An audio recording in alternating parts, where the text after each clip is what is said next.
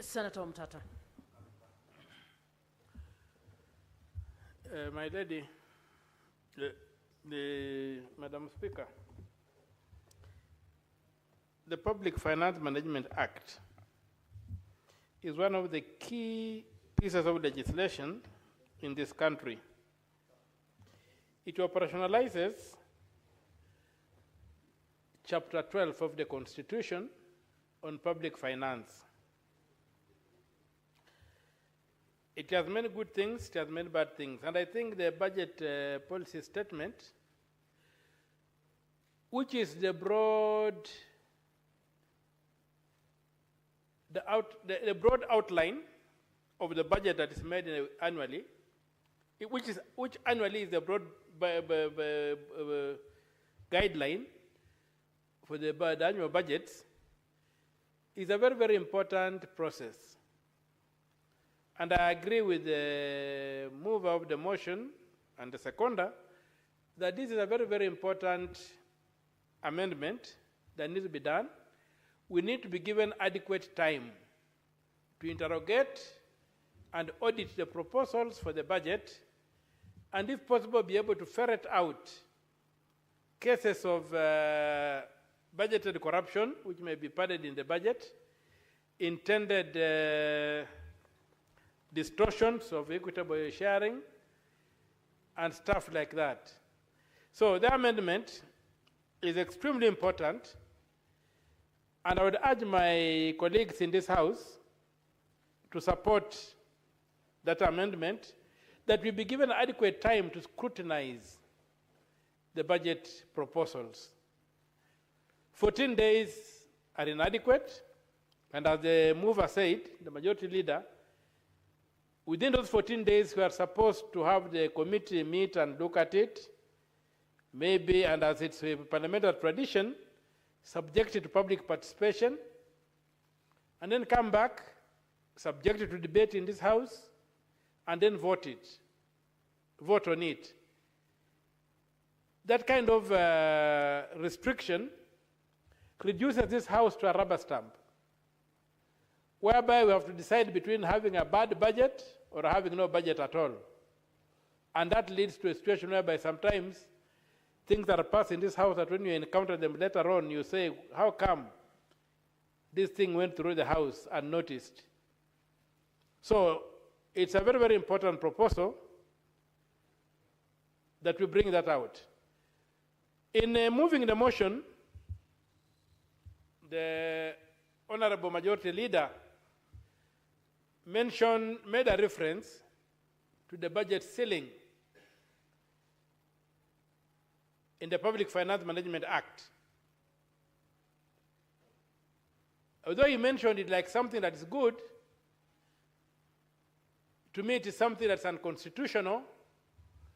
When you look at Article 220 of the Constitution, especially Clause 1, B and C, they address the question of borrowing. And they require that borrowing must be clearly indicated in the budget, with the proposals of how it is going to be repaid, the loans are going to be repaid. When you come to a budget ceiling that says that you are going to borrow 55% of the GDP, it violates that provision, that in every budget, Parliament must set the limits of that borrowing, and it must justify whether there is capacity to repay those loans or not. That's what the Constitution requires. A budget statement, a debt ceiling gives the executive a blank check. And we have seen what that has done in this country. The debt, since we came up with the idea of debt ceiling, our borrowing has gone haywire. Just for historical purposes, the concept of a debt ceiling came into vogue in the USA during the First World War. In the USA, the structure was that, structure is that was and is that Congress had full control of money. Unlike us here, who control nothing. You saw Congress the other day they have shut down government for 40 days because they could not agree how the money was going to be used. Money is controlled by the House.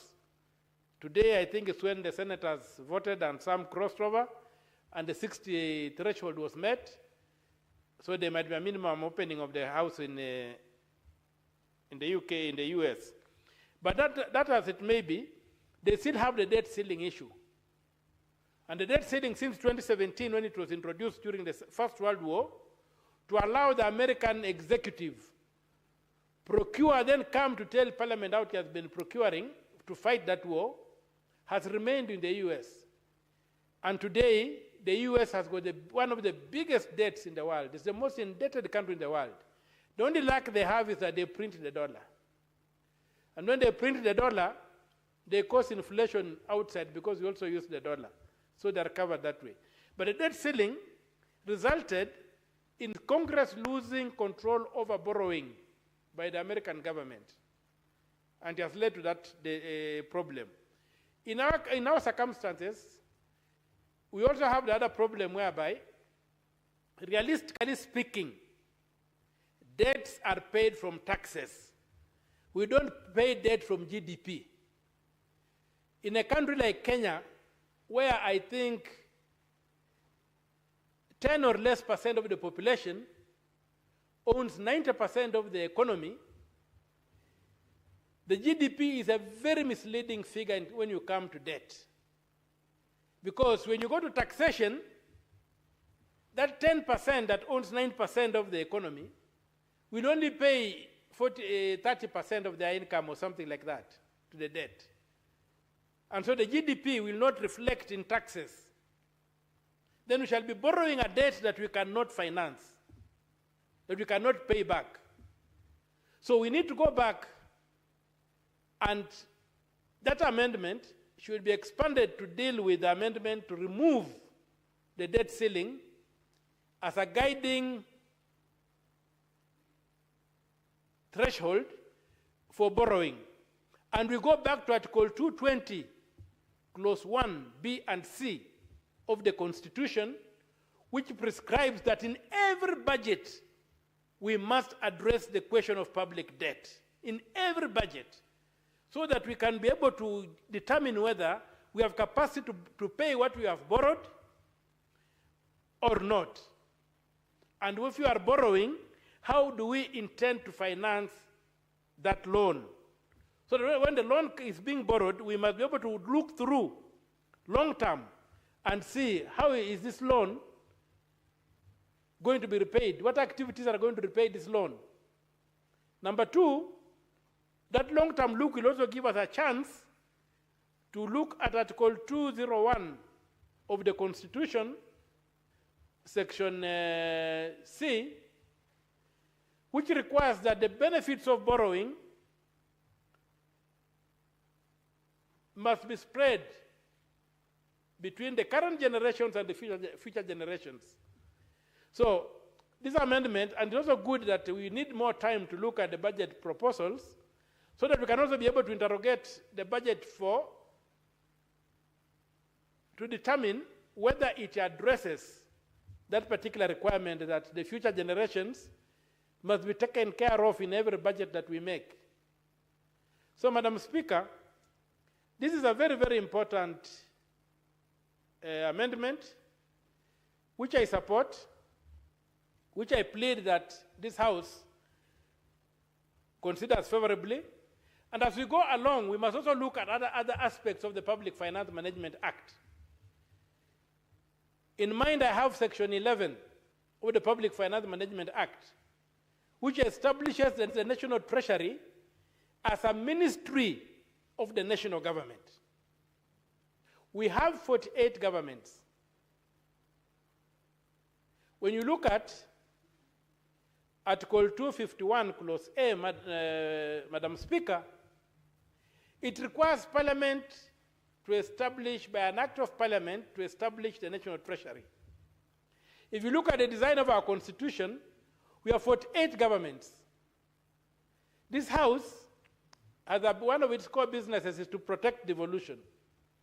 When the Treasury becomes part of the national government, devolution suffers. And that's why you have found that the counties are unable to get money on time. The law requires that they get money by the 15th of every month.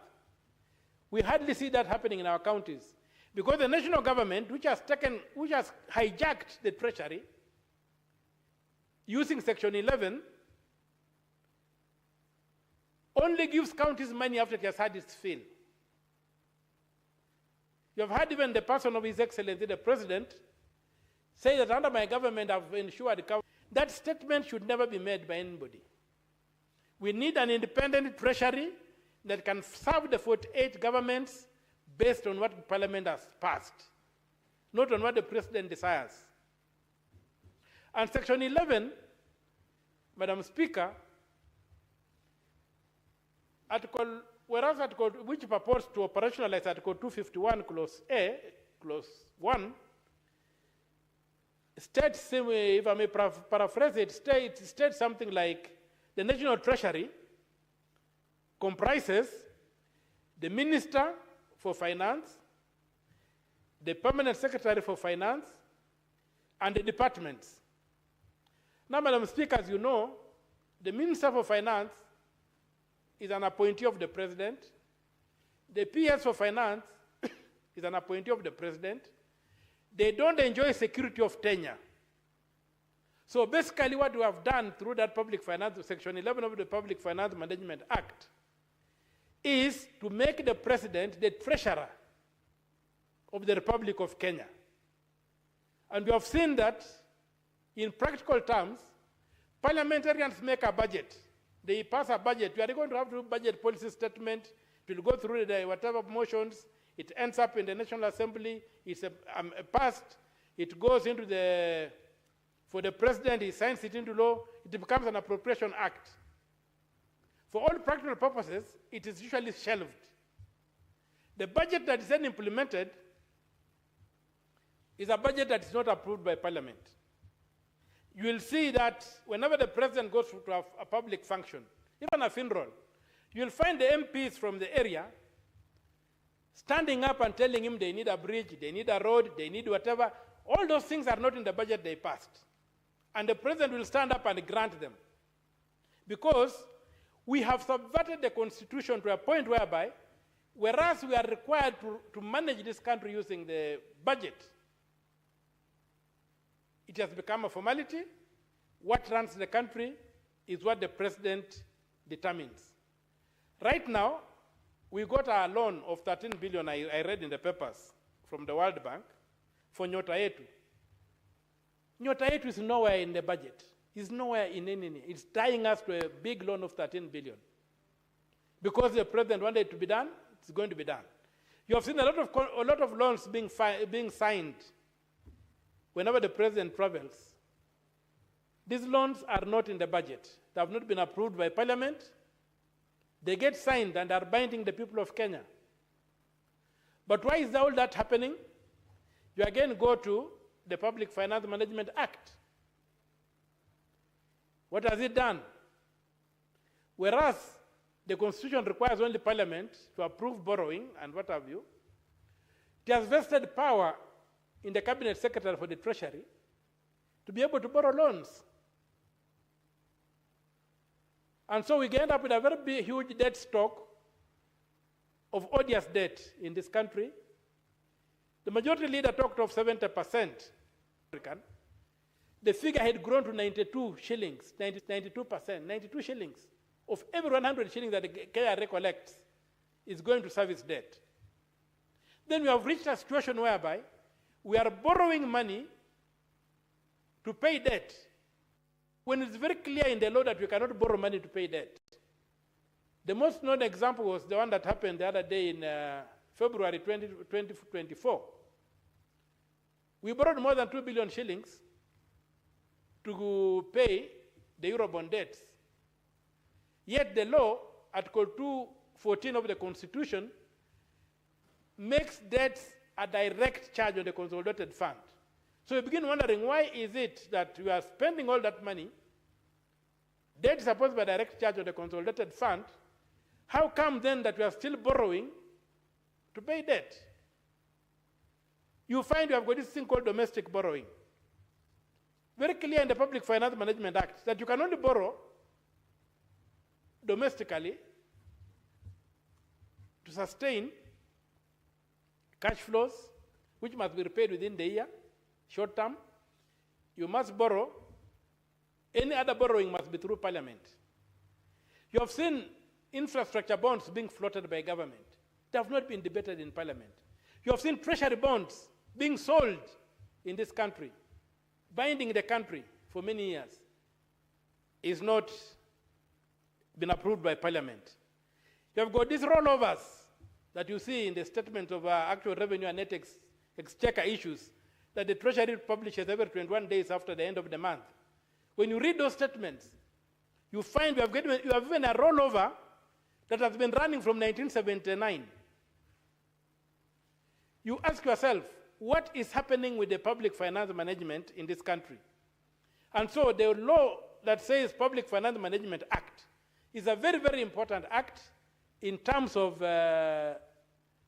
managing the economy of this country, in terms of achieving, I saw the president say the other day, something I've always been saying, and I was happy he said it, that we can make Kenya a first world country right now.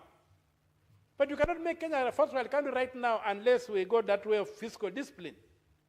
If we go borrowing and throwing money around, throwing good money to bad problems, we are not going to achieve that. So this motion is extremely important for this country. Let us get ample time to interrogate, audit, and ferret out any bad things from our budgets so that we can be able to come out to find a budget that can run this country. But I would request the movers to consider even amending those articles, Article 57, B, C, and D, which allows money borrowed by the national government to be banked offshore and not in the consolidated fund, as required by the Constitution in Article 206. We must look at Section 11 of the Public Finance Management Act and also repeal it and go and create an act of Parliament that creates the ministry, and that creates the Treasury, not as a ministry of the national government, but as an independent institution governed by professionals and oversighted by Parliament, whereby the control of money is then taken away from the president and vested in Parliament. Where money sits with the presidency or with the executive and the power of the purse are together, you end up with what you call the imperial presidency, or an emperor, who is a distributor of goods and services.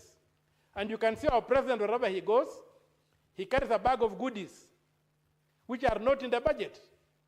But that's how that's what the law has done. So we should come back and put the power of the purse back in the House, so that even the president cannot have money to give away. If he wants to do something, he must propose it to Parliament through the budget. And if I want something done in my area, it should not depend on my proximity to the president. And you know you cannot approach power standing straight, you have to bow. It must depend on my relationship with fellow MPs, whom I can lobby and negotiate, and we put it in the budget, and then it becomes law, and then it's implemented. So with those few remarks, Madam Speaker, I support the motion with the proposed amendments. Thank you. I don't see another.